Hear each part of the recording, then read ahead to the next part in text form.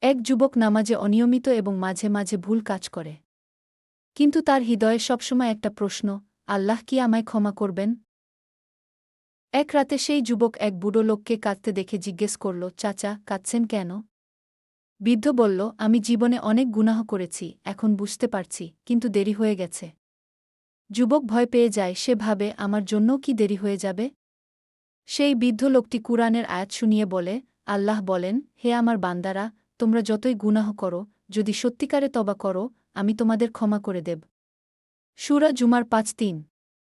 বৃদ্ধের কাছে কুরআনের আয়াত শুনে যুবকের চোখ খুলে যায়, সে ভাবে, আমি কেন দেরি করছি, আমি আল্লাহ কাছে এখনই মাফ চাইব, তবা করব।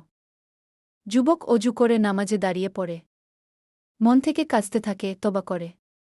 যুবকটি পরদিন সকালে ফজরের আলোয় সে মসজিদের দিকে হাঁটছে, নতুন জীবনের পথে। আল্লাহ আপনি আমাদের সকলকে মাফ করুন, আমিন।